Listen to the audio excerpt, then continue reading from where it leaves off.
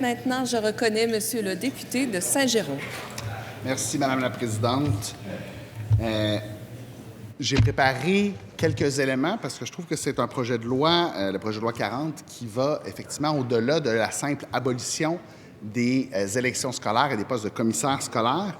Mais je ne peux m'empêcher de réagir à certains propos que j'ai entendus parce que je me rappelle, et là, c'est un peu loin, on remonte début novembre, lors des consultations particulières sur le projet de loi 40, on a entendu des différents groupes, différents partenaires, et les oppositions posaient systématiquement la question, mais est-ce que vous trouvez que dans le projet de loi 40, il y a des éléments qui parlent de réussite éducative, de réussite des élèves? Puis bon, on nous a parlé notamment des comités d'engagement vers la réussite, salués par plusieurs partenaires.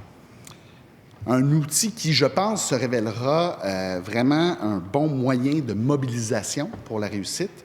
Et puis, on a aussi insisté sur la réussite éducative.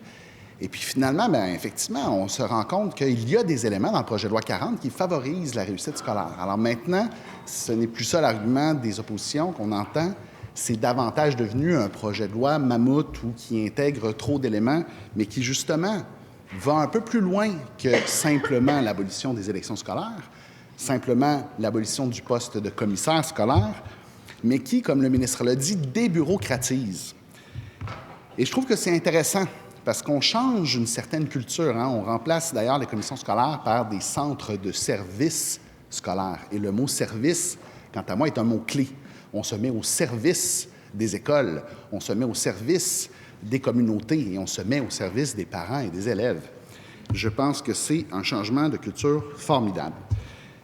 Évidemment, il y a beaucoup d'éléments dont j'aurais voulu parler, Madame la Présidente, mais je vais me concentrer sur certains. J'aurais pu aussi parler d'un article qui, moi, me tient à cœur, l'article 31 du projet de loi, où on parle des conseils d'établissement qui vont consulter leurs élèves sur, finalement, leur milieu de vie. On les met à contribution, et c'est intéressant, dans le cas dans le fond, d'un système d'éducation qui vise aussi à former des citoyens. Donc, on met à contribution les élèves sur leur milieu de vie. Je trouvais ça intéressant.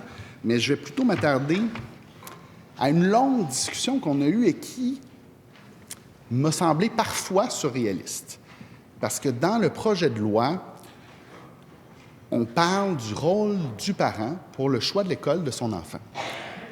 C'est pas quelque chose d'absolument nouveau ou invraisemblable de dire, bien, on va donner davantage de possibilités aux parents de pouvoir choisir une école adéquate pour les besoins de son enfant. Pourquoi, Madame la Présidente? Mais parce qu'à l'heure actuelle, imaginez-vous que pour une commission scolaire où il y a une école, il y a une place, le parent se dit, tiens, ce n'est pas la commission scolaire dans le territoire de laquelle là, je vis, mais il y a une possibilité, c'est pas loin, ça se peut que ça soit drôlement intéressant pour mon jeune, bien, si j'obtiens cette place-là, je dois quand même demander à la commission scolaire d'origine une autorisation de transfert. Puis le projet de loi 40 vient changer ça. Donc, le centre de service scolaire d'origine n'aura plus ce genre de veto-là.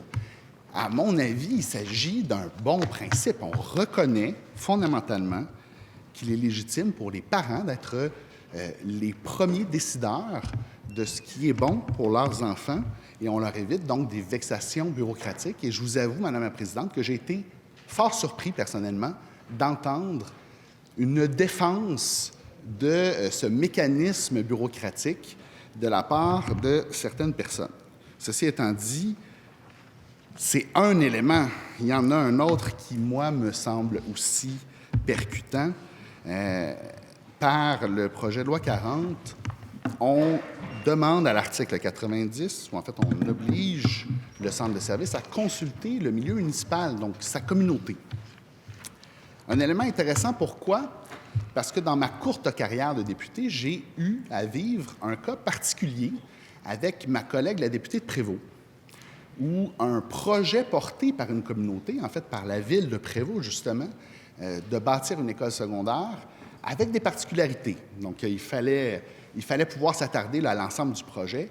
Bien, ce projet-là dépassait un peu les paramètres d'analyse traditionnels de la commission scolaire, voire même du ministère de l'Éducation. Et ça a été un effort de vente pour faire réaliser à la commission scolaire qu'il y avait là un projet intéressant, un projet porteur, un projet mobilisateur, tant pour la communauté que pour les élèves, notamment parce que avec une école secondaire qui possède des infrastructures, pour la ville de Prévost, bien, il y avait la possibilité, par exemple, que l'école ait une bibliothèque qui soit utilisée dans la communauté, ou un auditorium qui puisse être utilisé aussi en dehors des heures d'école. Évidemment, c'était à ce moment-là hors des paramètres d'analyse. Alors, nous, on a fait un effort, mais quand on va avoir des centres de services scolaires qui vont consulter le milieu municipal, ces arrimages-là vont être facilités. Alors, j'aimerais particulièrement rassurer la députée de Joliette qui, dans ses jolies rimes, mentionnait son souhait un peu plus de considération pour les régions, un peu moins de centralisation. Et je pense que dans l'exemple que je viens de donner, c'est exactement ce que le projet de loi 40 cherche à faire. Alors évidemment, Madame la Présidente, j'espère l'avoir convaincue de voter en faveur de ce projet de loi. Merci.